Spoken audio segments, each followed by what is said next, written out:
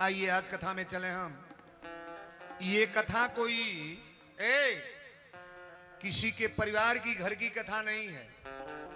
जो रामचरितमानस की कथा हम लोग कहते हैं ना, हमारे राम जी के पूर्वज हैं हरिश्चंद्र, जिनकी कथा होने जा रही है ना। राम जी के पिता के सामने सत्य नहीं लगाया गया है, राम जी के बाबा के सामने सत्य नहीं लगाया गया है। दधीच हुए, रघु हुए, भगीरथ हुए, इन लोगों के सामने कहीं सत्य नहीं लगाया गया है। लेकिन हरिश्चंद्र के सामने लिखा गया है सत्यवादी राजा हरिश्चंद्र। सत्य के नाम पर कथा वीरेंद्र आज रखने जा रहे हैं। एक निवेदन और करेंगे, कहीं बाहरी कथा नहीं, उसी अयोध्या की कथा है जहां हमारे भगवान विराजमान है, राघवेंद्र सरकार। और वीरेंद्र बाबा की माला भेक अयोध्या से है महाराज।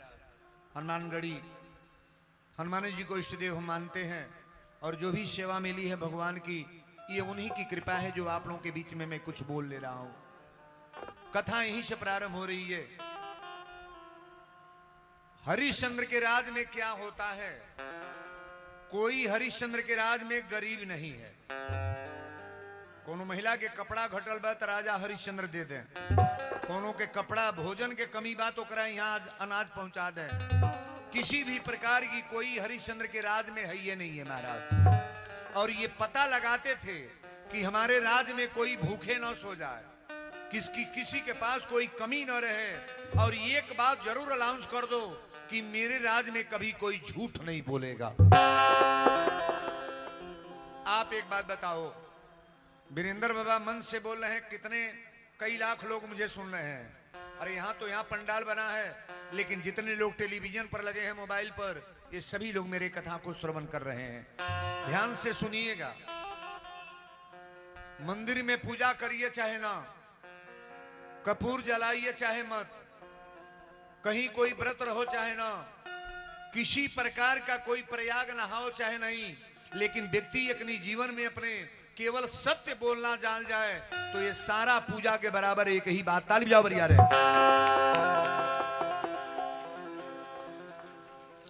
हरिश्चंद्र के राज में कोई झूठ नहीं बोलता है। एक महिला अपने जीवन में झूठ बोली है, जिसकी कथा मैं बताने जा रहा हूं ना। एगो लड़का लेके कोरा में एगो महिला जात रहे, 6 महीना के लड़का रहे, और दूसर महिला जाके एक लड़का छोड़ के लगल लेके भागे। कलश मेरे बच्चे को लेकर जा रही है, कोई रोकने वाला है? बच्चा मेरा लेकर जा रही है बच्चा। अब लोग लगले दौड़ावे, 50 है 100-200 लोग खड़ा हो गई। पूछल लोग बच्चे को क्यों लेकर जा रही हो? तो जो ले रहे कही मेरा बच्चा है, और जो नहीं ले रहे कहे साहब ये मेरे बच्चे को छोड़ कर ले जा रही है। लोगों ने कहा फैसला ऐसे होगा नहीं। अच्छा 2 महिला हैं और एक बच्चा है, तो आप फैसला कर पाओगे किसका बच्चा है? लोगों ने कहा चलो हरिश्चंद्र के दरबार में, हरिश्चंद्र ही फैसला करेंगे कि बच्चा किसका है। हरिश्चंद्र के दरबार में दोनों महिलाओं को ले गए लोग, और दोनों महिला खड़ी हो गई। हरिश्चंद्र ने पूछा कि अच्छा बताओ झगड़ा किस बात का है? लोगों ने कहा साहब एक बच्चा है, ये महिला कह रही है मेरा बच्चा है, और ये महिला कह रही है मेरा बच्चा। बच्चा है किसका? हरिश्चंद्र ने कहा ये तो 2 मिनट में फैसला हो जाएगा, तलवार मंगाओ, तलवार मंगाओ मेरे सामने। सिपाही जब तलवार लेकर खड़ा हुआ तो हरिश्चंद्र ने कहा कि बच्चे को 2 टुकड़ा करके दोनों को बांट दो। अच्छा जो बेटे में से पैदा कैले बा, वो महिला अपना बेटा के कटवावल चाहेगी कि मेरा बेटा काट दिया जाए। हरिश्चंद्र के गोड़ पकड़ के कहा साहब ये मेरा बच्चा नहीं है, ये मेरा बच्चा नहीं है साहब, यही का बच्चा है दे दी। जौन पैदा कैले रहे सोचलस कि हमार बाबू जियत रहे, अरे कही रही है तो एगो नाम रही कि बेटा एक पैदा बा जियता, आया तलवार से काट दिया जाएगा तो मेरा बेटा मिलेगा। हरिश्चंद्र समझ गए कि जो कह रही है मेरा बच्चा नहीं है, ये बच्चा तो इसी का है महाराज। ताली बजाओ मरिया रे। हरिश्चंद्र खम्भे में बनवा कर 50 कोड़ा मरवाए और पूछे कि बताओ सत्य बोलो तुम्हारा बच्चा है किसका है? आखिरी में झूठ वाली औरत कह दी कि महाराज ये बच्चा मेरा नहीं है। अच्छा बढ़िया काम करके जाओगे तो भगवान के दरबार में बोलने में शर्म लगेगा? नहीं लगेगा। अब बुरा कर्म करके जाओगे तो बुरा शर्माएगी ना पड़ी? अरे लाज के मारे कुछ कह नहीं पाओगे, शर्म उतना हो जाएगा ना। बुरा काम करने वाला कभी चेहरा टाइट करके नहीं चलेगा, और सुंदर काम करने वाला व्यक्ति तो कभी छाती तान के चलेगा महाराज। आज कथा मैं बोलने जा रहा हूं। अब यहीं से चौपाई खड़ी हो रही है। एक चौपाई पर कथा है, शिवी दधीच हरिश्चंद्र नरेशा। रामचरितमानस की चौपाई है। आप अलग से कथा को न लेंगे, ये मानस की सटीक चीज मैं बोल रहा हूं और इसे ध्यान से सुनने का प्रयास करो। मेरे जीवन की सुपरस्टार कथा आज की है।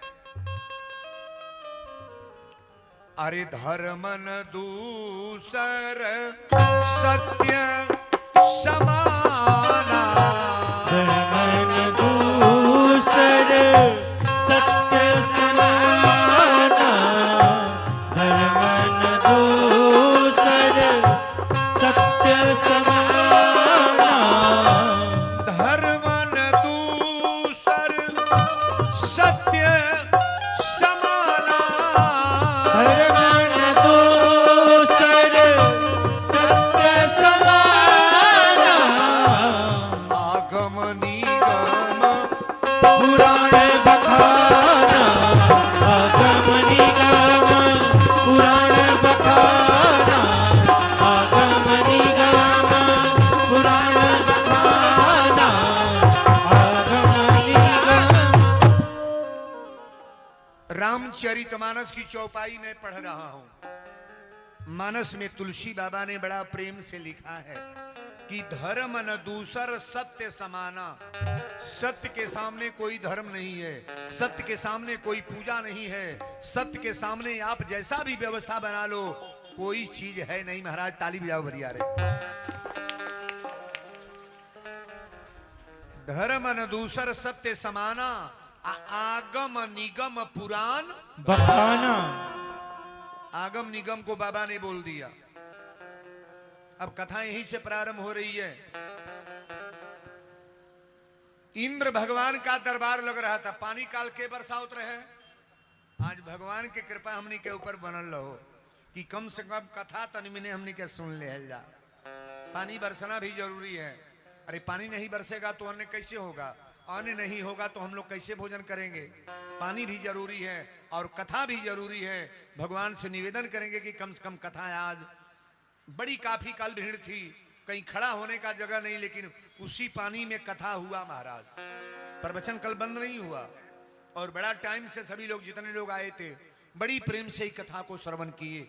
लेकिन आज की कथा अपने जीवन में उतारिएगा कि बाबा क्या बोल गए।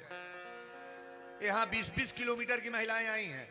कसिया की महिला हमसे कई घूम मिली हैं, तमकुही राज की महिला यहाँ आई हैं, पटेहरवा छोड़ दो, समौर की महिला, ये सिकटिया की महिला मेरे सामने पड़ रही है जो बिहार साइड है, ये बिहार गोपालगंज जिला। दूर दूर की महिलाएं यहाँ आई हैं। कोई पूछना नहीं कि हमारे फाजिल नगर के लोग केवल हैं। वीरेंद्र का नाम ही काफी है। कहीं भी कथा लगती है तो 30-30 किलोमीटर के लोग गाड़ी बाइक से चले जाते हैं महाराज। और कथा को बड़ा प्रेम से सुनो। इंद्र भगवान के दरबार लगा था। बोलो इंद्र भगवान की जय।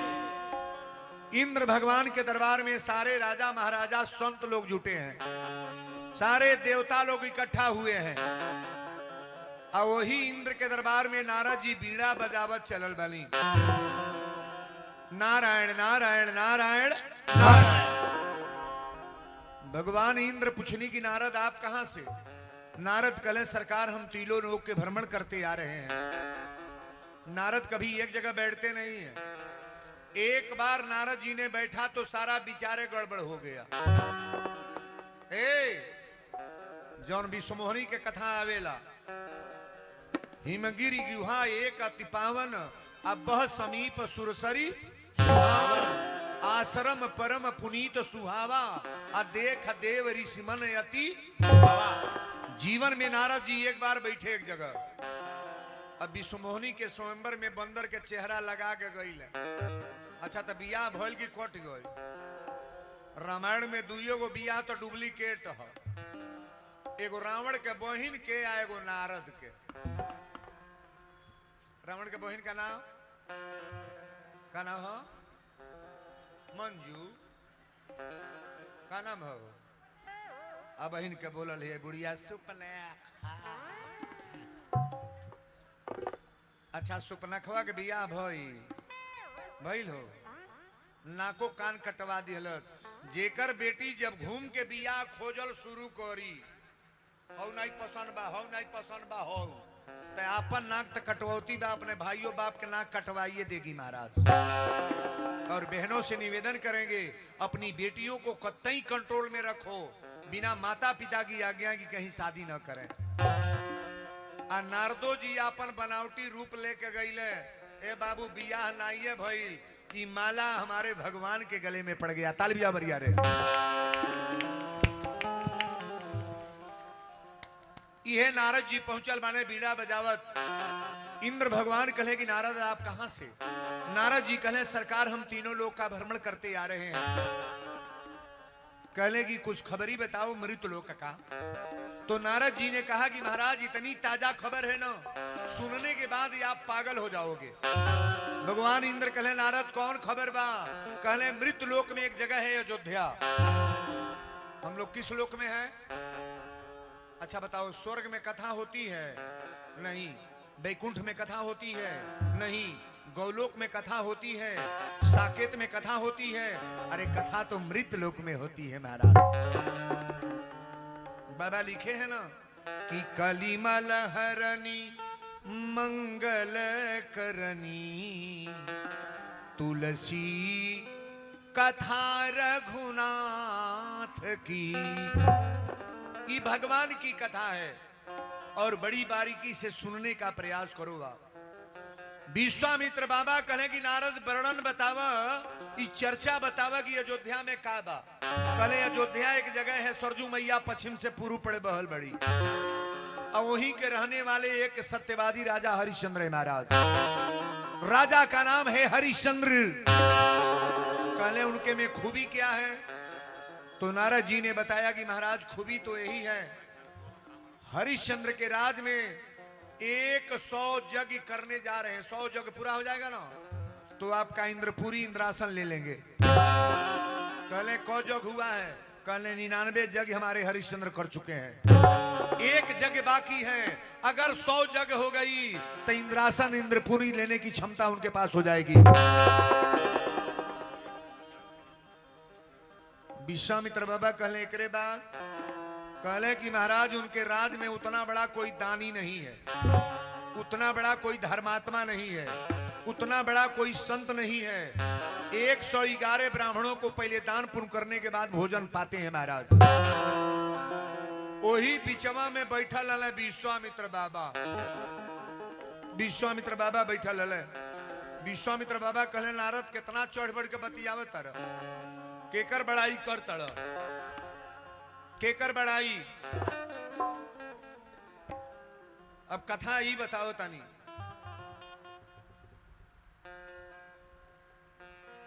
कहले कि महाराज उनके राज में हरिश्चंद्र 100 को यज्ञ कर चुके हैं, एक यज्ञ और बाकी है, 99 यज्ञ पूरी हो गई है, और बिना दान पुण्य किए कोई भोजन नहीं करते। विश्वामित्र बाबा कहले जबान संभार के बोल, उनके बड़ाई करता जेकर गुरु वशिष्ठ हैं, हरिश्चंद्र की बड़ाई कर रहे हो।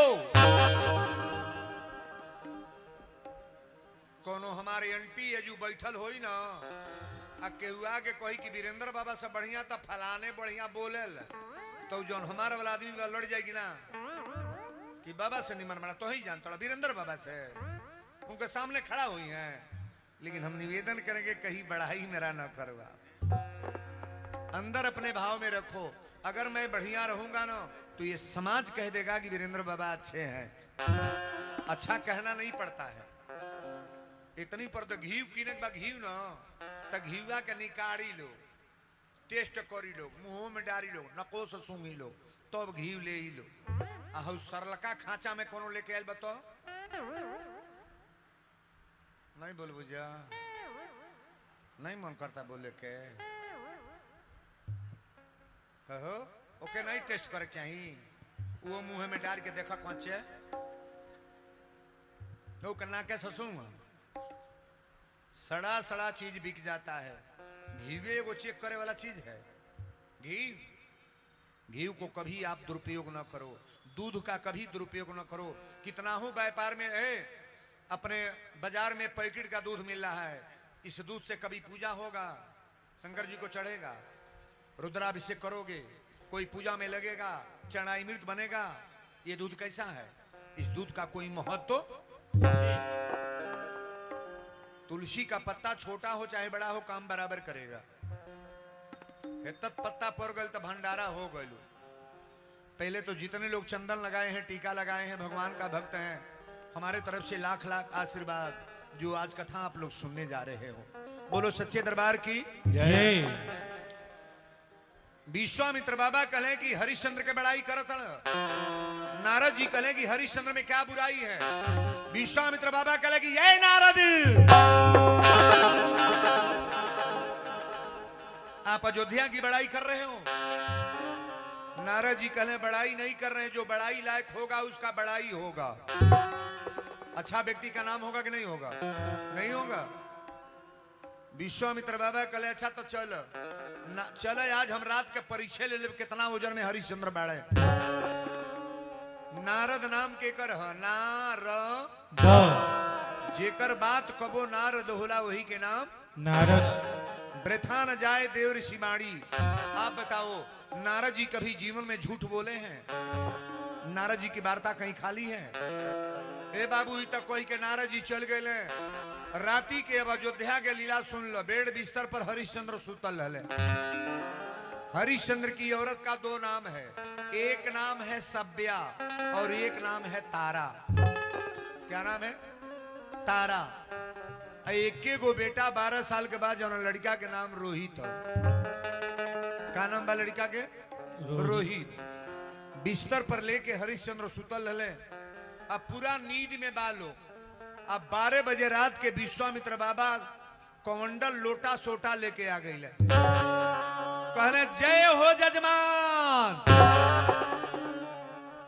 हरिश्चंद्र जब देखले तो कहले हमारे दरवाजे पर कोई संत आ गया संत मिलन को जाइए तज ममता अभिमान ज्यो ज्यो पग आगे बढ़े कोटिन यज्ञ समान विश्वामित्र बाबा जब बोलने की राजा हरिश्चंद्र कहे महाराज दंडवत कहले तारा द्वार पर कुछ मांगे बनी दे सकले कि ना हरिश्चंद्र राजा कहे कि मंगला के जरूरत ना बा हम तो बिना मंगले दे ले बिना मांगे देते हैं महाराज कहले तो देवे के बाद तो तने एक चीज हमके दे द तोहरे घोड़ा के चाबुक जहां तक ले गई भाई राज हमार सपना में हरिश्चंद्र दे रहे हैं कहले दे देली कहले जितना तोहरा कोष में सोना चांदी रुपया पैसा बा ई सब हमार कहले दे देली कहले जितना खेत बाड़ी प्रॉपर्टी तोहार बा ई गौशाला हाथसार जितना व्यवस्था तोहार बा ई हमको दान दे दो राजा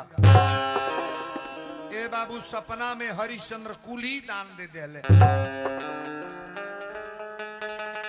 लेकिन जब नींद टूटल तो देखा था मेरे सामने कोई है ये नहीं है अच्छा एक बात बताओ स्वप्न का बात सत्य होता है कि गलत सपना सही होता है कि गलत 100 में 100% सत्य किसके लिए जो सत्य बोलने वाले हैं कोई भी सपना देख लो ना अगर सत्य बोलने वाले हो तो डायरेक्ट जान लो कि मेरे ऊपर ये पड़ने वाला है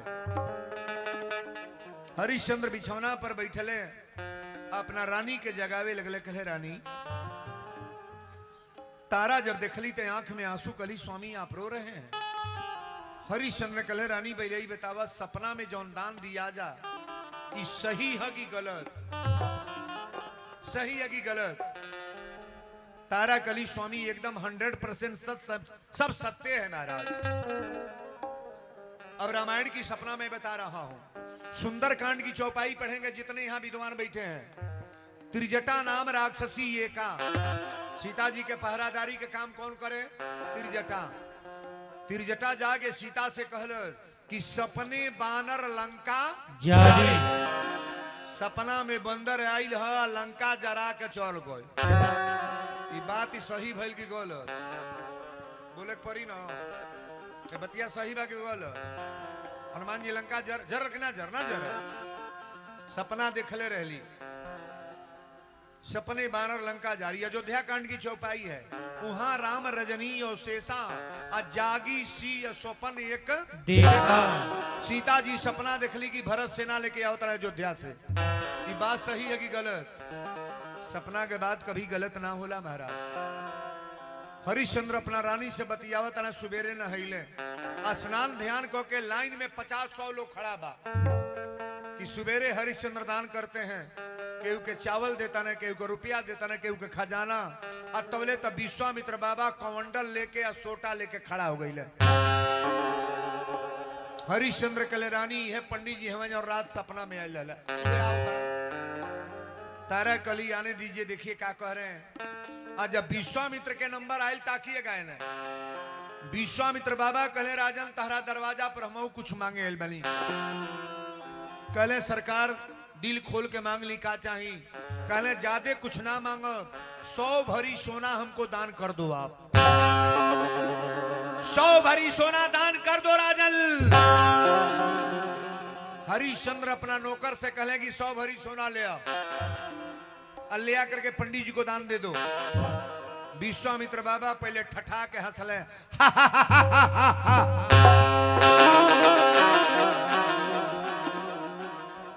हरिश्चंद्र कहे महाराज आप हंसत कहे बैली? विश्वामित्र बाबा कहे हंस रहे हैं आपके कर्तव्य पे। आप कहां से सोना लाने के लिए कहे हो? कहले खजाना से। कहले खजाना तुम्हारा है कि हमारा है? रतिये के सजी दे दिल बना, खजाना इनका कहां बा? कहले खजाना आपका है कि मेरा? कहले सरकार हम तो रात को सब खजाना दान कर दिए हैं। कहले कि दानों कैले में से दान देव? कहले प्रॉपर्टी हमारा की तोहार? कहले राउर। कहले खेत बाड़ी हमारा की तोहार? कहले राउर। कहले मकान या घर दुआर जो हाथी घोड़ा बा ई हमार है की तोहार? हरिश्चंद्र गोड़वा पर गिर के कहले सरकारी सब कुछ राउर है। सपना में देखले बाबू हरिश्चंद्र अपना रानी के कहले रानी अभी अयोध्या में हमार बा का घर छोड़ा। विश्वामित्र बाबा कहले पहले ही बताओ सोना कब दे सकला? कब ले? कहले 1 महीना के टाइम दे, सोना हम दे दे। 1 महीना के टाइम दी हम सोना कमा के। विश्वामित्र बाबा कहले 100 भरी सोना तू मजूरी को के दे दे? ना दे पाई है। खेत रही तो बेचू देते हैं, रुपया खजाना रही तो दे देते हैं, लेकिन मेहनत मजूरी करके कोई सोना दे देगा? यहाँ रोकते रहिए, इन लोग को रोकिए ना, कोई रोके यहाँ। बोलो सच्चे दरबार की जय। ताकब इन्हें कथा कैसा ना गई। विश्वामित्र बाबा कहे सोना कब देव? हरिश्चंद्र कहे सरकार खेत तबाना। अरे सोना चांदी बाना, मेहरारू व लइका हम बानी, चल तनी कहीं शरीर बेच के और सोना हम दे देव सरकार। समय बड़ा बलवान होला ये बाबू। जे जे बनल वीर ओकरो के लाचार कैले बा, समय केहू के न छोड़ले बा बेकार कैले बा। इस पृथ्वी पर कोई बचेगा नहीं, कोई बचने वाला नहीं है। थोड़े ईमानदारी का काम करो कि भगवान का भरोसा बन जाए। हरिश्चंद्र जब अपना रानी के बाह पकड़ ले तो रोहित कहले पिताजी इरोरा का कैली? बिना हमारी जानकारी के राजपाट पंडित जी का कैसे दे देली? हरिश्चंद्र कहले पुत्र अब घबराने की जरूरत नहीं है, अयोध्या छोड़ो, अयोध्या अपना नहीं है। लेकिन रोहित रो के कहले अरे पिताजी का किए अब सर्वस दिए गवाए। ऐ पिताजी का किए सर्वस दिए गवाए। बिन जाने किसी दास को चाबी दिए थमाए।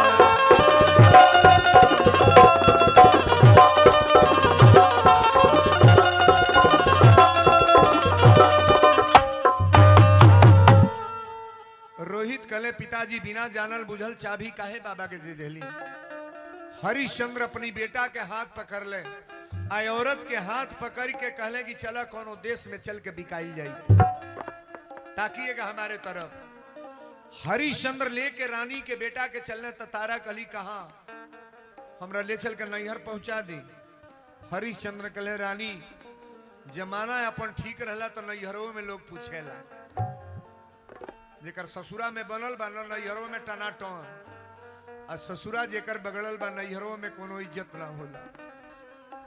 हरिश्चंद्र कहले रानी तुम्हारा इज्जत नैहर में भी नहीं होगा, जब हमारा बिक गया तो दूसरा कौन होगा।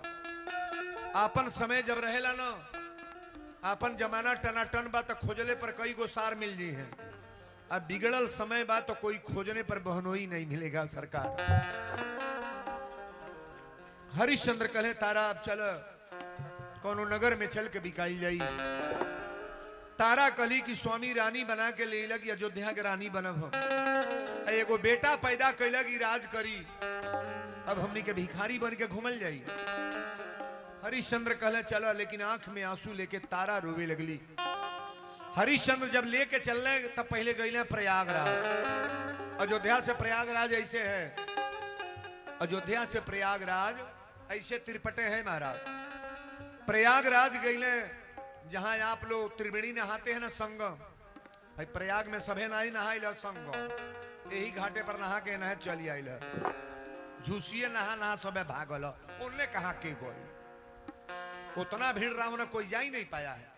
वही हनुमान जी जमीन में से प्रकट हुए हैं, जो लोग गए हैं घाट पर देखे हैं आप, हनुमान जी जमीन में से प्रकट हुए हैं, प्रणाम करोले।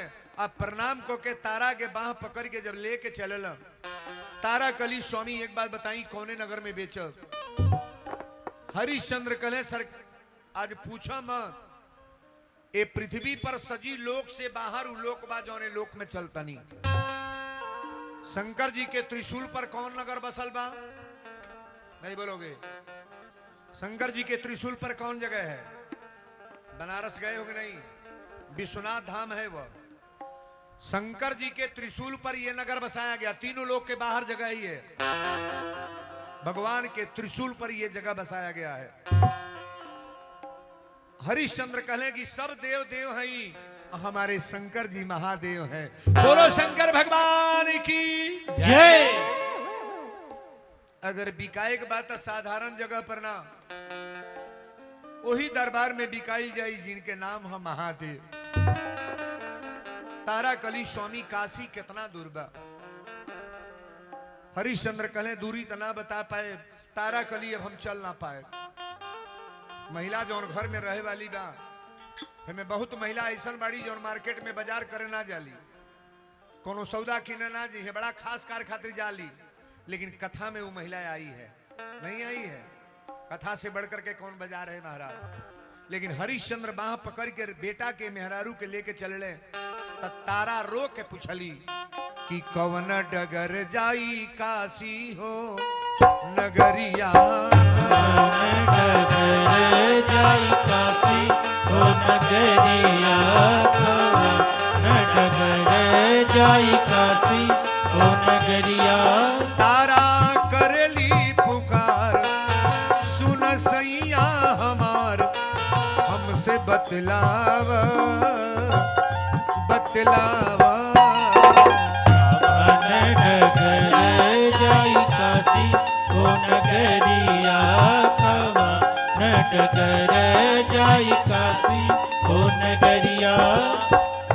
नैहर छूटल ससुरा छूटल, छूट गे अयोध्या के राज हो।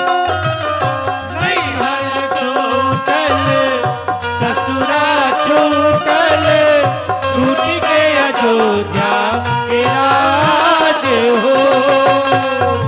कौनी नगरिया में हमरा के बेचबा, कवनी नगरिया में हमरा के बेचबा। के होई मोर खरीदार हो। झरझर नैना बरसे जैसे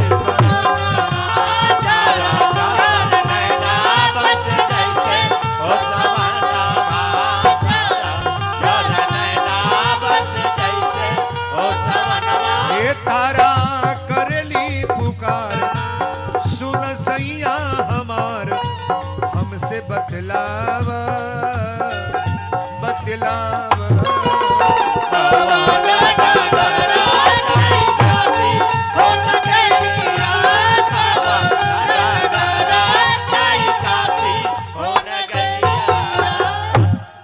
बोल दी विश्वनाथ धाम की जय ए बाबू सत्यवादी राजा हरिश्चंद्र बनारस लेके गईले तारा कली स्वामी पहले एक बात बताई बाजार में हमने का सौदा तो है ही ना कि दुकान छान के बेच ले हल जाई बाजार में हम लोग को कौन खरीदेगा हरिश्चंद्र कहले रानी तू घबरा मत डुग्गी वाले के बोलोले और डुग्गी वाले से कहे कि भैया थोड़ा आप हमारा डुग्गी लगा दो कि कल 3 आदमी बाजार में बिकेंगे आपन मेहरारू आपन बेटा आपन शरीर बिकाए जाता कथा तो उतना वजन के बाद केवल सुनने का प्रयास करो आप डुग्गी वाले के बुला के कहे भैया डुग्गी लगा दो अगर बनारस आप गए हैं ना बनारस में मेन घाट 80 घाट के बगल में बाजार लगती थी जो मेन चौराहा है अब तो जगह इधर उधर हो गया है लेकिन आज भी जहां हम कथा बोलने जा रहे हैं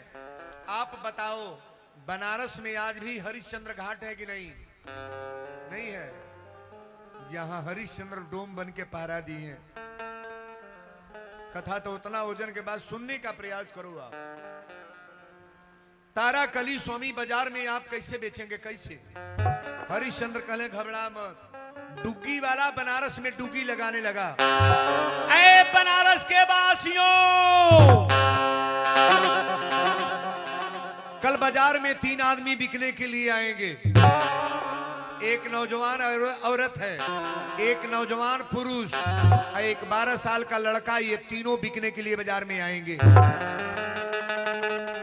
अबे जतरे भीड़ बैल बागर के सुन ले फाजिल अगर में लड़का बिकाता मेहरारू बिकाती या मर तो पूरा जवार जुटी की ना दादा कहाँ के कैसन लड़का बाजार में रोज 50,000 40,000 लोग रहले आज 5 लाख लोग जुटल बा हरिश्चंद्र यही तरह रेखा खींचल ताकिएगा हरिश्चंद्र रेखा खींच देले और रेखा खींच के तारा के हाथ अपनी बेटा के हाथ पकड़ के जब खड़ा भइले तो तारा कली स्वामी पहले एक बात बतावा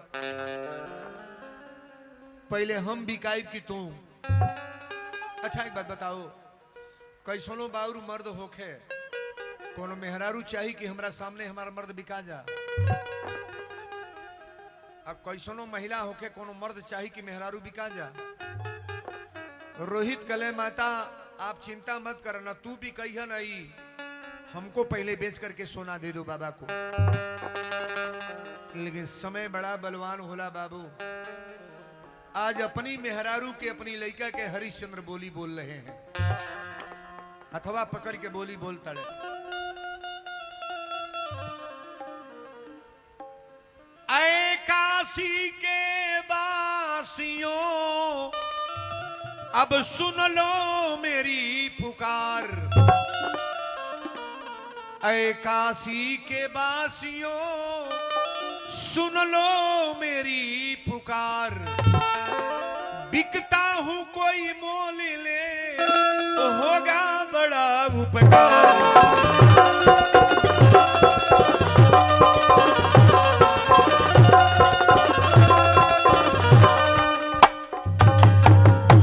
जब ही कहले कि ये काशी के वासियों सुन लो मेरी पुकार अब बिकता हूं कोई मोल ले होगा बड़ा उपकार भगवान शंकर जी कहले जब हमार भक्त बिकाए आयल बा तो पहले 2 जनी का पैदा कर सत्य या धर्म के 2 जनी का पैदा कैले सत्य बन गए पंडित आ धर्म बन गए कलुआ डोम सत्य जौन बनल बड़े पंडित जी दौड़ के जाके हरिश्चंद्र के बाह हरिश्चंद्र के सामने तारा के बाह पकड़ ले पहले गहकी के कर लागल बा औरत के तारा के बहिया जब पकड़ ले तो तारा कली भैया एक बात सुन लो धरती पर अपनी मर्दे के अलावा दूसर मर्द हाथ पकड़बे ना करे ले लेकिन अगर तू पकड़ियो ले ले बाड़ा तो पहले कायम कर ई बाजारे में बेचे ले आल, पहले इनसे पूछ ल। आई तोहरा बतावे के परी कि हमके रानी बना के रखबा की रौकरानी। कहीं धरती पर सुनले बानी मर्द मेहरारू बेचलस, औरत के मर्यादा अरोरा सामने इतना ए भाव के खाली सुनने के प्रयास करब कि बाबा का बोल देली। तारा के जब बहिया पकड़ ले, अब पंडित जी खींच के लेके चल ले, कहले कितना पैसा कितना कीमत बा औरत के। हरिश्चंद्र कहले 50 बर सोना। टप दे पंडित जी 50 बर सोना दे के आ तारा के लेके जाए लगले। तारा कली स्वामी पहले पूछ लगी हमके रानी बना के रखी है कि नौकरानी। हरिश्चंद्र कहले रानी जौन सौदा बिका जाला ओके पूछल ना जाला, ताकि रानी बनावे चाहे नौकरानी बनावे हमरा अब कोनो मतलब ना। सोना दे के बेचले न बानी तो के दुकानदार जो सौदा बेच देगा पूछेगा क्या करोगे, पूछेगा। लेकिन तारा कली स्वामी अब तक सजी बनावल खेल बिगड़ गई। मांग में सिंदूर लगौला तो हमरा ई बुझाइल कि तू हमार पति हब। पालकी में सजा के ले इला तोहार दुल्हन बन के एली।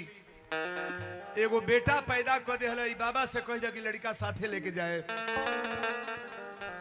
हरिश्चंद्र कहले यो बात हम ना कह, पंडित जी से पूछ लो। पंडित जी कहले चल लड़का लेके चल, एकर भाड़ा किराया ना देव, जौन रोटी देव वही में तू खइया खियैया। लेकिन तारा दौड़ के जाके हरिश्चंद्र के अखबारी में पकड़ ले ली। आपन आपन होला ए बाबू, ए धरती पर कहीं खोज ल, अपनी मेहरारू के लेखा धरती पर कोनो औरत ना मिली। यहां जितने मर्द हैं गौर से सुनेंगे, 1000 बार देख लो लेकिन अपनी औरत की तरफ से कोई महिला मिलेगी नहीं। ताली भी जानो बरिया रे। आए आप लोग भी सुन लो, अपना पति चाहे जैसा भी हो लेकिन अपने हस्बैंड के तरफ से कोई पति भी दुनिया में मिलने वाला नहीं। बजा लो ताली बरिया रे। तारा जब जाए लगली तो हरिश्चंद्र के अखबारी में पकड़ के रोए लगली, कली स्वामी अयोध्या तो छूटी गई, नैहर छूटी गई, संसार छूट जा, लेकिन जेकर मर्द छूटे जाता हमार धरती पर बचल कायब। जवार के लोग छोड़ दे लेकिन जब हस्बैंड न छोड़े ना तो महिला की ताकत बनी रहेगी कि पेड़े के नीचे मर्द मेहरारू रह जा। लेकिन तारा कहली कि अब तू छोड़ तर तो के छोड़ के जा तनी का जानी तो से फिर भेंट होई कि ना होई। अखबारी में पकड़ के तारा रोए लगली। आर मिलने से नाता आजू, आर मिलने से नाता आ छूटल ए पिया, मिलने से छूटल ए पिया, मिलने नाता। छूटल ए पिया, मिलने नाता।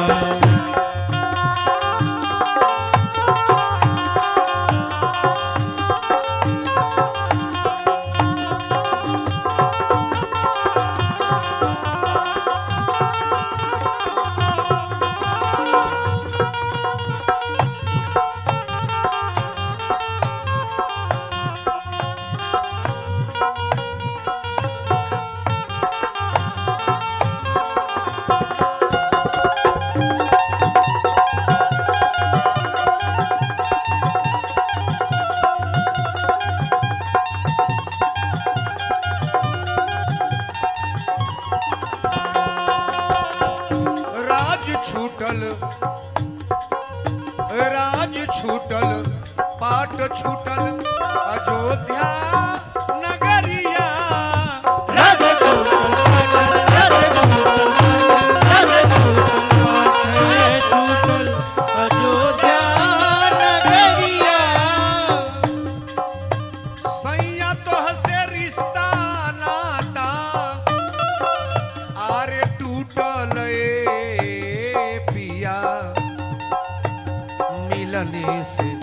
नाता छूटल ए पिया। नाता छूटल ए पिया मिलने से नाता छूटल ए पिया मिलने से नाता। बोल दी विश्वनाथ धाम की जय। ए बाबू मर्दे के सामने में हरारू के दूसर मर्द पकड़ के लेके जाते। हरिश्चंद्र को दर्द हुआ होगा कि नहीं? नहीं हुआ? बहुत दर्द हुआ ना। तारा के या रोहित के लेके पंडित जी चल गए। अब हरिश्चंद्र आपन बोली बोलता ना कि देखिए हमको खरीदने कौन आ रहा है। अरे काशी के बासियों सुन लो मेरी पुकार। ऐ काशी के बासियों सुन लो मेरी पुकार। बिकता हूं कोई मोल ले होगा बड़ा उपकार।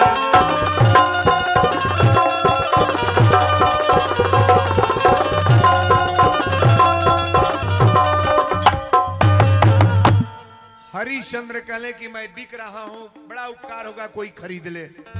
कलुआ डो में बाबू सूपा टंगले बा, खांची ले ले बा, 4 गो वही में उसौनी टंगले बा, आ लाठी में टंगले बा करिया करिया मोच, बड़का फेटा लमहर मर्द करिए कपड़ा पहिर ले बा और दौड़ के जाके हरिश्चंद्र के बाह पकड़ ले ले।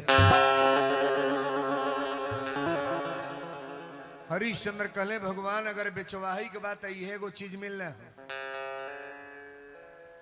लेकिन चलिए मंजूर है। जवन चाहिए मोर बलमुआ तौन करे के परी। भगवान के लीला बड़ा अजीब होला बाबू। कलुआ डोम पूछलस कितना सोना देओगे बा? कहले 50 भरी सोना पंडित जी के दे दो। 100 भर सोना लेके बाबा तक चल गए। लेकिन कलुआ डोम जब हरिश्चंद्र के लेके चलल, कलुआ डोम से हरिश्चंद्र कहले बाबू तू हमके नौकरी कौन करीब? कलुआ डोम कहले अपन नाम बताव। कहले नाम हमार हरिश्चंद्र है।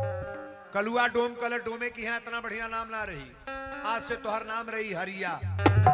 हमरा घर के मेहरा लड़का कहिए ए हरिया हरिया ऋषि ये मत। हमरे घरे रौरो नाई कहल जाला, रौरो भाषा ना, डोमे की यहाँ रौरो कहल जाई। कहले ठीक बा, कार कौन करईब? कलुआ डोम कहले सुअर ना चरवाए। कौन डोम हो जौने घरे 100 गो सुअर ना हो? सुअर ना चरवाए, खांची बेना ना बिनवाए, कजिया में खाए के ना भेजब कामे में। हरिश्चंद्र कहले नौकरी बताव कौन करीब? कलुआ डोम कहलस कि श्मशान घाट पर जौन हमार मेन घाट बा, वही घाटे पर तोहरा 24 घंटा पहरेदारी करेगा बा। चाहे बेटा मरल होखे, चाहे माई मरल होखे, चाहे नाती मरल होखे, चाहे गरीब हो या अमीर हो, बिना कर कफन लिए लाश जलाने मत देना वहां।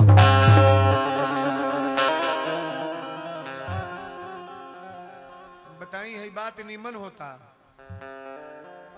डोमे के सबसे बार नौकरी कौन बा? श्मशान घाट महाराज। अच्छा एक बात बताओ, श्मशान घाट पर कोई हंसते जाता है?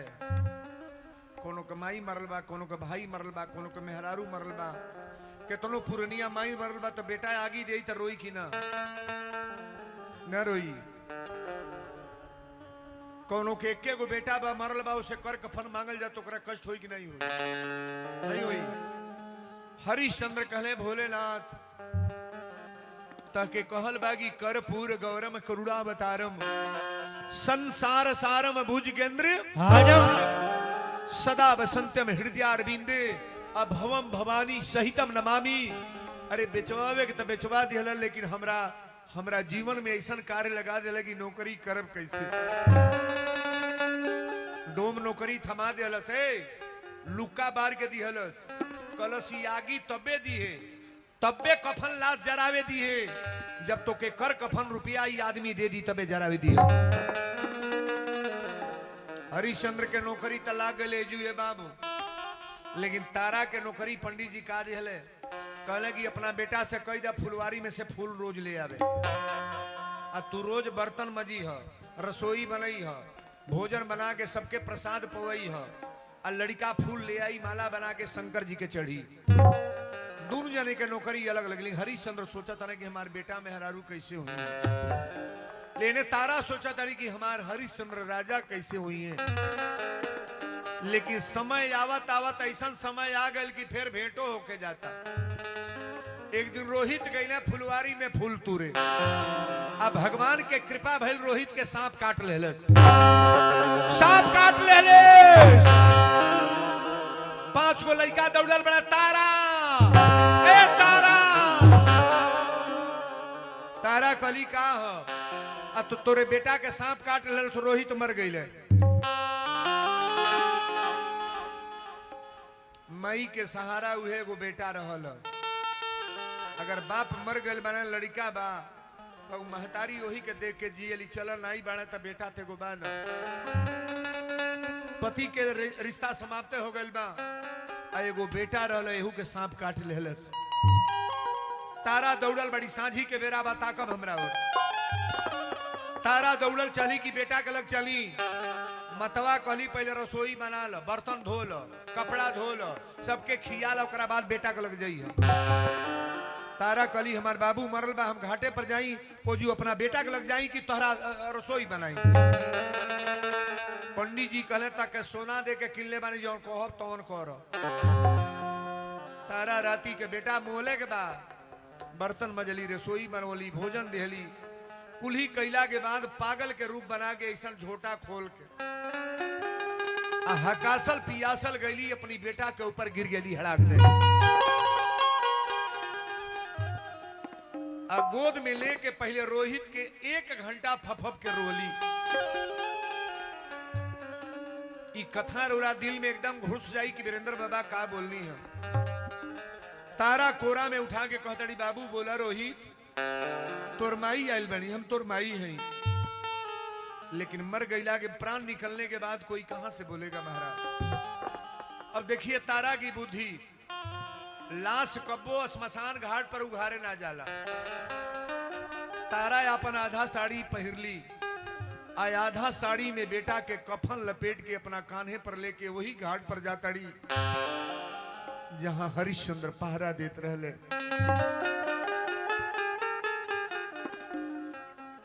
कहीं दुनिया में सुनले बानी अपन माई बेटा के लाश जरोले बा, सुने हैं। लेकिन आज रोहित के लाश लेके तारा जाता रही। लेकिन जब लड़का लेके चलली तो रोते चलल बाड़ी। बड़ा सुंदर भाव बा। अरे गोदी में हमके देके ललनवा छोरी ली हलाए विधाता का कैला विधाता का कैला विधाता का कैला विधाता। गोदी में हमके देके ललनवा छोरी ली हलाए विधाता का कैला विधाता का कैला विधाता का कैला विधाता। हरिश्चंद्र दानी के तारा रानी के हरिश्चंद्र दानी के तारा रानी के दर दर घुमावाला ठोकर लगावाला तोहरा न कुछ ना बुझाता तोहरा न कुछ बुझाता। पूछी है पियाता का बदलई में हमरा न कुछ बुझाता।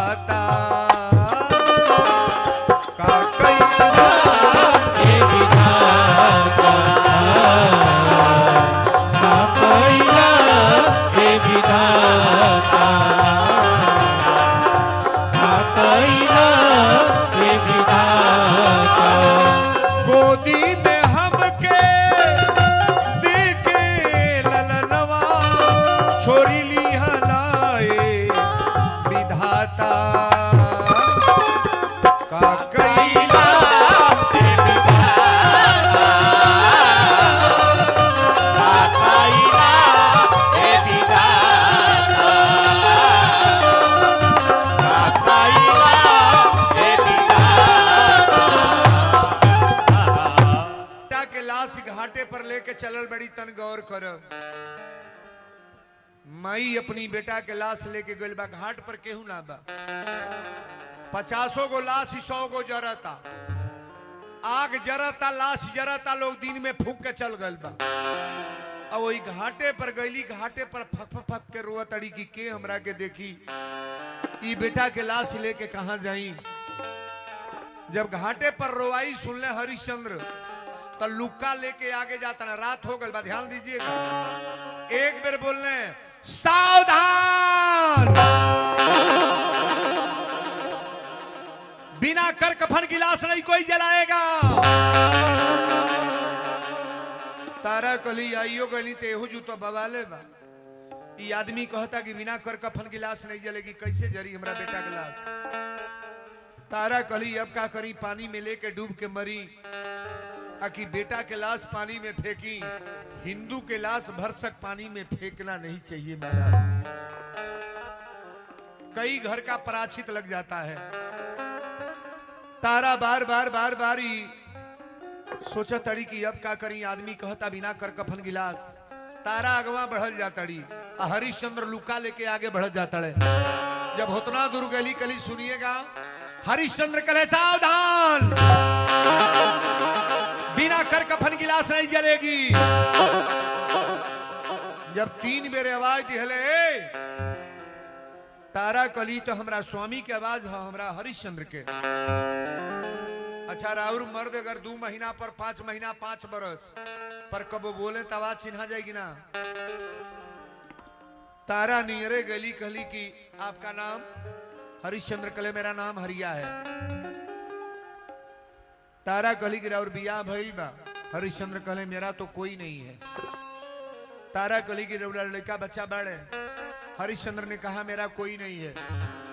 तारा कली स्वामी तू चिन्ह चाहे ना चिन्ह, तू चिन्ह चाहे ना चिन्ह, सेवरी आरती लेके तुम बाहर आ जाओ, तुरंत बाहर निकलो। आप बाद में दिखा देना, बाहर निकलो ना।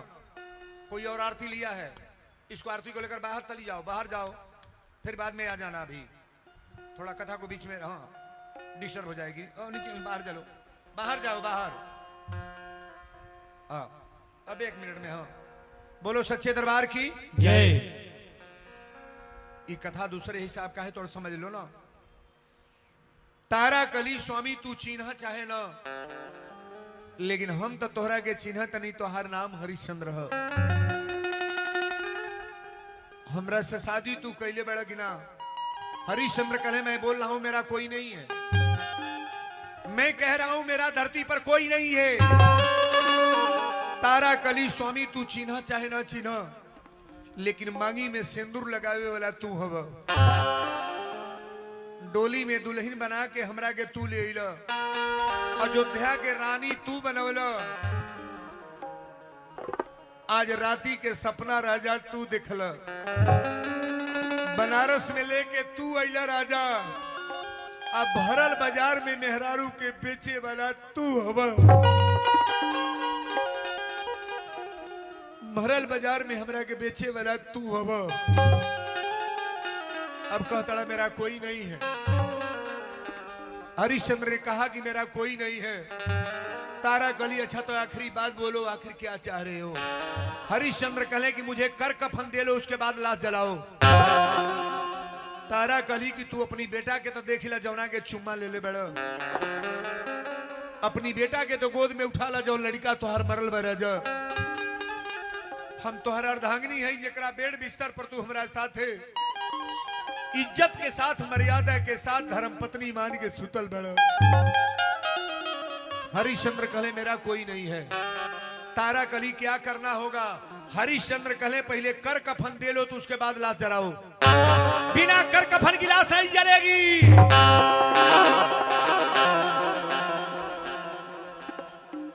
तारा जब ये बात सुन ली कि बिना कर कफन की लाश नहीं जलेगी, तारा कली स्वामी सब बात एक और,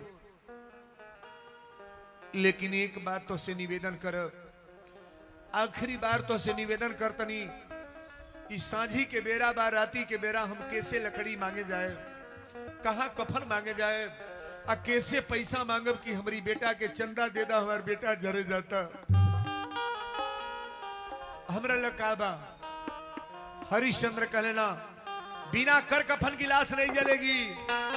तारा कली अगर ईर्खा में तू आगे बढ़ते आज तो हर औरत होके ईर्खा हमरो बा।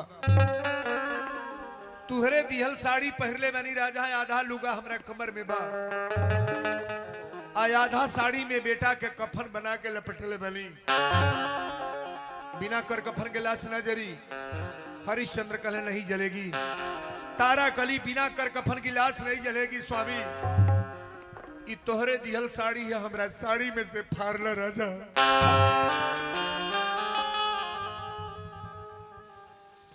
ई साड़ी में से फाड़ला।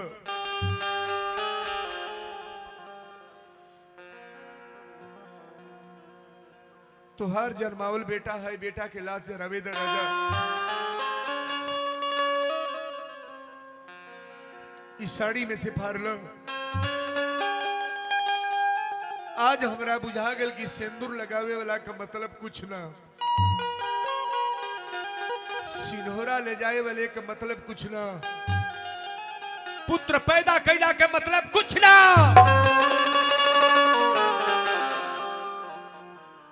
बाजार में बेचला तहियो तोरा शर्म ना लागल। आज अपना मेहरारू से कर कफन मांगता हमरा साड़ी में से फाड़ ले राजा। इस साड़ी में से फाड़ के अपनी बेटा के कफन लगा ले राजा।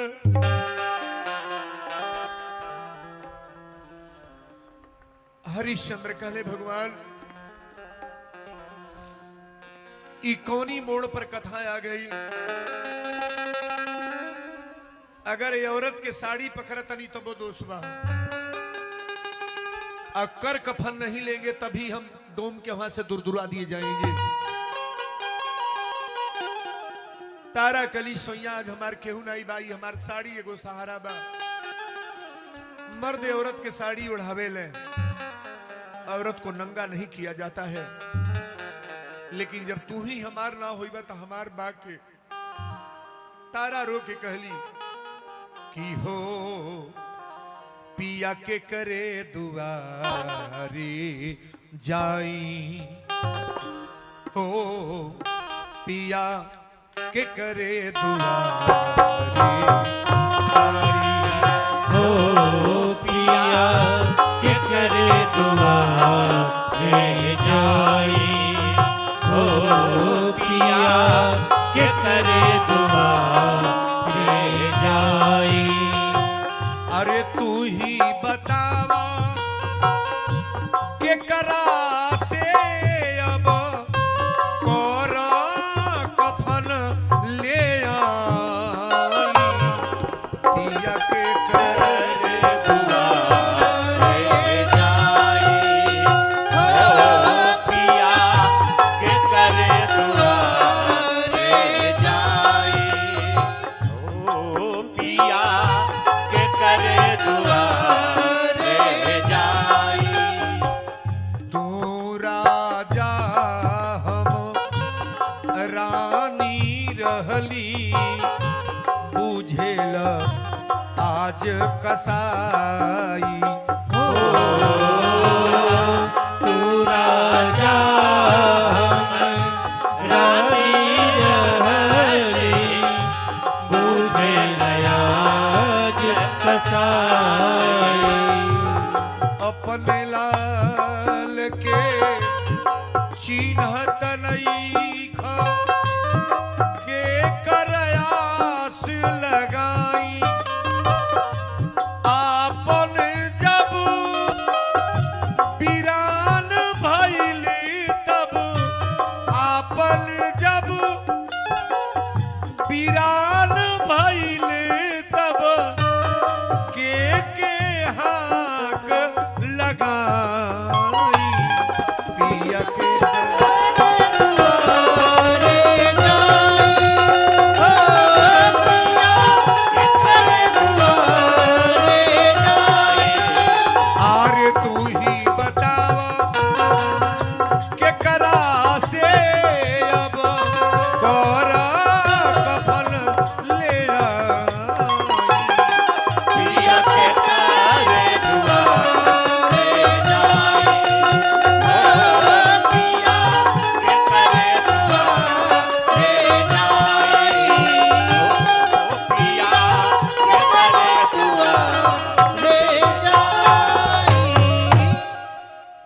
मांगी में सिंदूर तू लगोले बड़ा, तू जब हमार ना बाड़, तू बतावा केकरा से हम चंदा मांगे जाई कि हमारी पति के लाश जरा दे।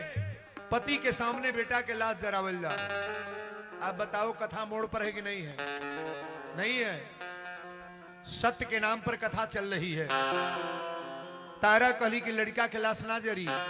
हरिश्चंद्र कहले मैं मना नहीं कर रहा हूं, लेकिन बिना कर कफन लिए लाश जलाने में नहीं दूंगा। लाश नहीं जलेगी,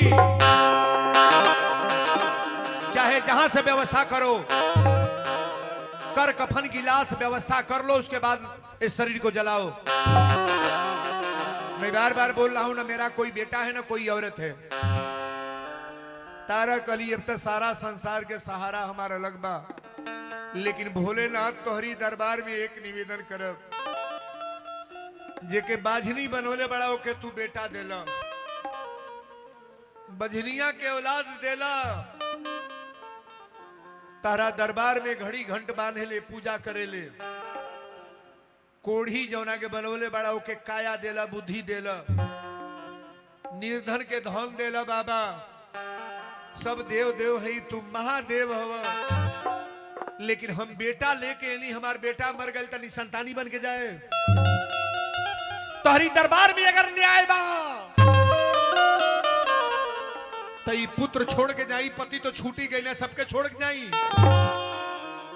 तारा दोनों हथवा यही तरह वही घाट पर उठौली।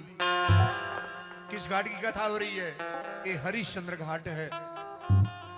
बनारस आप जाओगे ना, आज भी वर्तमान में हरिश्चंद्र घाट वही घाट है जौना घाट पर अपने मेहरारू से कर कफन मांगा तड़े। तारा वही घाटे पर बिलख के रोवा तड़ी, आखिर केकरा लग जाई। औरतन के सबसे ज्यादा अपन प्रेमी के होला? पति होले। नैहर में केहू पूछे चाहे ना पूछे, ससुराल में कोई जाने चाहे ना जाने, लेकिन हस्बैंड अगर लायक है तो औरत शांति से रहेगी। मेरा सब कुछ न रहे, लेकिन हस्बैंड मेरा पति तो अच्छा है। ताली बजाओ बरियारे में। बाबू के लेके लाश कौना और जाई। शंकर भगवान के दरबार में हाथ दोनों उठा ले ली। कली दो ही काम करूंगी, या तो हरिश्चंद्र घाट जौना घाट पर तू पहरा दे तड़, तोहर ये घाटे पर तोहर मेहरारू या बेटा दोनों जल प्रवाह, यही जो मरब हम। गंगा जी में मरने के लिए नहीं कोई जाता है, तरने के लिए जाता है सरकार। दोनों हाथ उठौली। तनी आप लोग जितने लोग हैं थोड़ा हाथ सब लोग उठा लेंगे ऊपर। भोलेनाथ के दरबार में हम सब चल रहे हैं। ताली भी जालू बरिया रहे।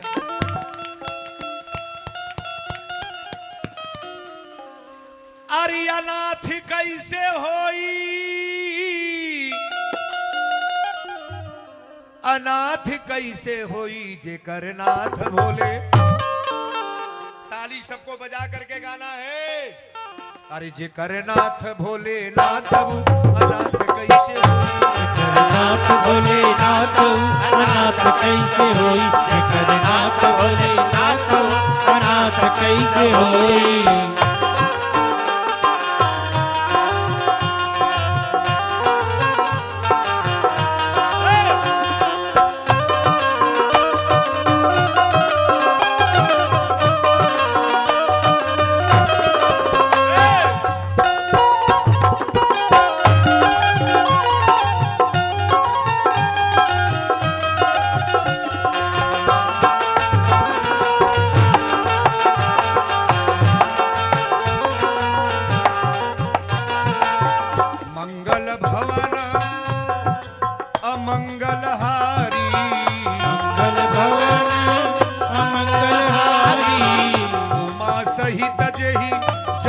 पुरारी सहित जही जपत पुरारी, मंगल भवन अमंगल हारी, मंगल भवन अमंगल हारी, उमा सहित जही जपत पुरारी, उमा सहित जही जपत पुरारी। अनाथ कैसे होई,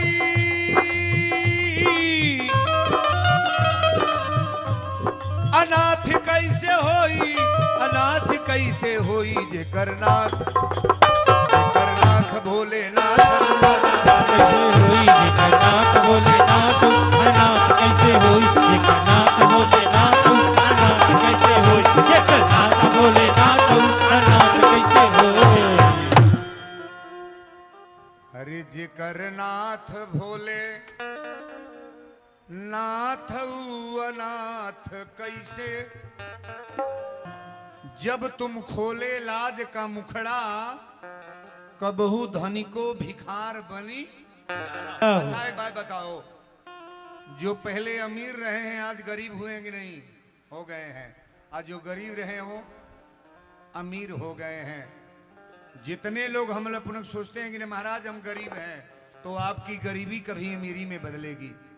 लेकिन भगवान को कांटा करोगी, परमात्मा को 1% आप मान करके चल रहे हो। दिन भर में बेटा का नाम को बार लेते हो, पत्नी का नाम को बार लेते हो, माता का नाम को बार लेते हो, और ईमानदारी से सोचकर बताना कि परमात्मा का नाम आप दिन भर में को बार लेते हो। सबसे जरूरी किसका नाम है? तुम ताली बजाओ ना बढ़िया रे।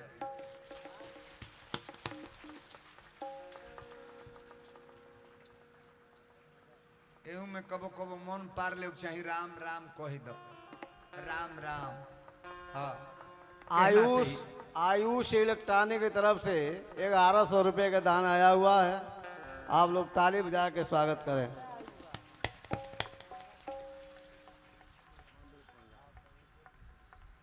लाल बहादुर कहीं भी हो, इस गाड़ी पर आया हुआ है, मंदिर पर ले जाकर रख दें। अब कथा के पीछे मरोरा माइके से न बोलो, पैसा ले ली लिख ली हो जो, और 500 रुपया और बा। हाँ बोले दिए हमके।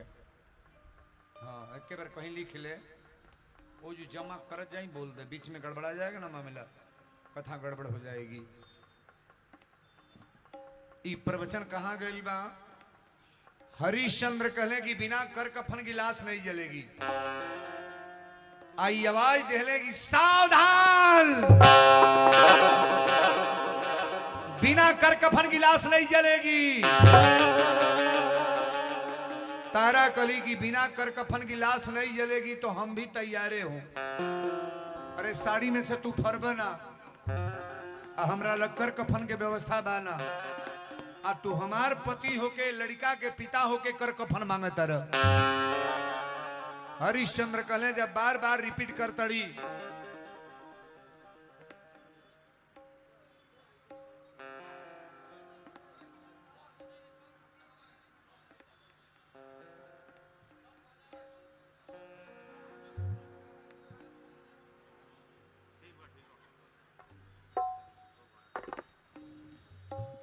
तनी बेगवा बेगवा पकड़ो ना, देखा बा पैसा लगवा 10,051 कहता ना बोले के, 10,051 बोला जा।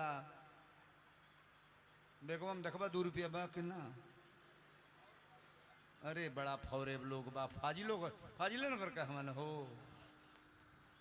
हम तो बुझात नहीं निमने लोग बा, लेकिन खल खल के लोग बा। जय हो जय हो। 10,051 बोलबा बताई।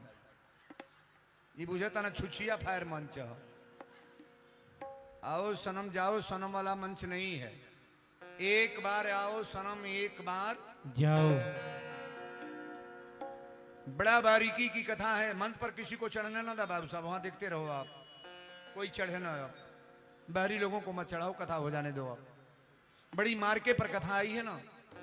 हरिश्चंद्र कहे कि बिना कर कफन की लाश नहीं जलेगी। तारा कली बार बार मैं कह रही हूं कि मेरे साड़ी में से फाड़ लो आप। अब हमरा समझ में आ गल कि हमरा बियाह ना भइल। आइहो हमरा समझ में आ गल कि हमरा बेटा पैदा ना रहल। आइहो समझ आ गई कि आप मेरे हस्बैंड नहीं है, तुम बेचने वाले थे, बाजार में बेच दिए। औरत जब निराले बौरा जाई तो मर्द ठंडा हो जाए कि ना हुई है। बौराए के ऐसा ना बौराए के घर में लेंगी आवे लागो। हमरा ही नहीं देता नहीं। एगो मेहरारू कल सेवा में हमरा घरे बड़ा रोग बीमारी, तो कर गरह जब देखली तो कहनी करिया साड़ी पहिर के या पीपरे के नीचे जल दे। और 2 बजे रतिये के करिया साड़ी पहिर के लफर लफर जा। मोहल्ला के लोग देखल तो कहले फलनवा बाबू टोना सीखती आयो हमारे लगोल कल से बाबा गौवा भर टोना ही कह तड़े सो हमने का कैले है तो लुगवा पहिर के जलवा हम कहनी कब दे ले तो 2 बजे 3 बजे रतिया के दे ली हम तो कहल नहीं दिन बोले के बाद ना जल्दी आई नहीं रहे बकलोले हो निम्नो आदमी बदनाम हो जाई बदनामी वाला काम मत करो तारा कहली कि अब हमरा कोनो जरूरतमंद तोरा सिफारिश के नाम बा अगर मेरे पास कुछ नहीं है तो मेरे साड़ी में से फाड़ लीजिए आज हमारा समझ में आ गल कि हमारा सिंदूर ना पड़ल अगर सिंदूर डालने वाले पति होते तो आप भरे बाजार में मुझको बेचते नहीं स्वामी हरिश्चंद्र कहले बड़ा मोड़ पर कथा आगल का करी साड़ी में से फारी आज जब 4 डेग आगे बढ़ले साड़ी में से फाड़ने के लिए आवाज आई कि ए हरिश्चंद्री अपनी औरत के साड़ी पर हाथ मत रखिएगा भगवान न्याय करते हैं कि अन्याय नहीं बोलोगे परमात्मा अन्याय कभी नहीं करते हैं बहुत लोग कहला बाबा हमारे बेटा जमान लल मर गई ये भगवान की खेती है मरने जीने के लिए तो संसार आया है महाराज भगवान के पिताजी मोले कि ना दशरथ जी तो तुहार बेटा मर गई तो कौन बढ़न हो गई धरती पर आए हैं सो जाएंगे राजा रंक फकीर आ कोई सिंहासन चढ़ चले कोई बधे जल जी हरिश्चंद्र जब साड़ी पर बढ़ले आवाज आयल की है हरिश्चंद्र अपनी औरत के साड़ी पर हाथ मत लगाना हरिश्चंद्र कहले किस दुनिया में हम आ गए तारा जब ध्यान देली तब ब्रह्मा विष्णु महेश तीनों जनी प्रकट हो लोग तालिब जा पर यार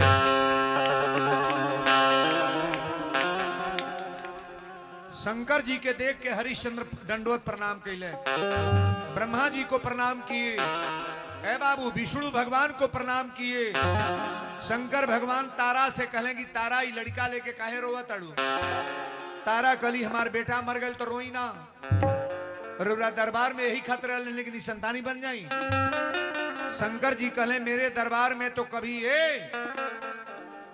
महामंत्र जही जपत महेशु आकाशी मुक्ति हेतु मेरे दरबार में मोक्ष प्राप्ति के लिए लोग आते हैं तुम्हारा बेटा मरा है तारा ने कहा कि मेरा बेटा तो मर गया है महाराज शंकर जी ने कहा अपने पुत्र का नाम पुकारो तारा एक बेर कली की रोहित हिले रहले और दूसरा बेर जब रोहित कली तो रोहित खड़ा हो गया तालिब जा पर रे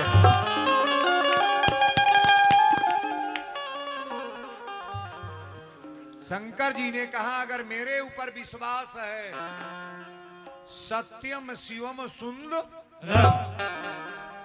शंकर जी पर विश्वास है तो आपका बाल बांका कतई नहीं होगा वीरेंद्र बाबा व्यास गद्दी से बोल रहे हैं जब तीनों जनी खड़ा भइल लो ब्रह्मा जी कहले अब बताओ अयोध्या का राजा बनना है हरिश्चंद्र ने कहा नहीं साहब तारा से पूछले कि तू रानी बनोगी कहली कि ना रोहित से कहले कि अयोध्या का तुम अपना रखवारी लोगे कहले कि ना शंकर भगवान कहले तब हरिश्चंद्र ने कहा सरकार जब आपकी प्राप्ति हो गई भगवान मुझे मिल गए तो दुनिया को देखने की कोई जरूरत नहीं। एक बात जितने लोग यहाँ आए हैं आज तक जिंदा कोई भगवान के धाम को नहीं गया है पहला कापी और पहली कथा है हरिश्चंद्र रोहित और इनकी औरत माई के पेट में से जिंदा आयल वालों आज जिंदे पुष्पक विमान पर जा रहे हैं लोग तालिब जा रहे हैं विष्णु भगवान आदेश दिए पुष्पक विमान आया अब पुष्पक विमान पर तीनों लोग खड़े हो गए हरिश्चंद्र कले रानी बतावा तारा ऐसा दुल्हा के बा तारा कली स्वामी आज मुझे महसूस हो गया धर्म के राह पर चलने वाला सत्य के राह पर चलने वाला व्यक्ति कभी गलत जगह पर नहीं जाएगा तालिब जा रहे दोनों जनी के बहिया पकड़ ले वीरेंद्र बाबा कहले अरे सत्यधारी के सत्य बलवान हो सत्यधारी के सत्य बलवान हो भगवान हारी गईले। सत्तारी के सत्य बलवान हो भगवान हारी गईले। सत्तारी के सत्य बलवान हो भगवान हारी गईले। पुष्पक विमानैया कसवा से अइले हरिश्चंद्र राजा रोहित चढ़ी गईले। हरिचंद्र राजा रोहित चढ़ी गईले। हरिचंद्र राजा रोहित चढ़ी गईले। पुष्पक विमानैया कसवा से अइले हरिश्चंद्र राजा रोहित चढ़ी गईले। हरिचंद्र राजा रोहित चढ़ी गईले। हरिचंद्र राजा रोहित चढ़ी गईले। टूटल विश्वामित्र के गुमान हो अरे बाड़ू तू तारा महान हो भगवान हारी गईले। विश्वामित्र महान हो भगवान हारी गईले। बालू तू तारा महान हो भगवान हारी गईले। ये सत्यवादी राजा हरिश्चंद्र की कथा आप लोगों ने सुना। वीरेंद्र बाबा एक टाइम और कथा कहेंगे कल, और जितनी बहनें आई हैं इसके ठीक दूना लोग कल चाहिए। एक जनी अगर आयल बनी तो 5 जने को लेके आए, सब जनी खड़ा हो जाए। भगवान की आरती होने जा रही है।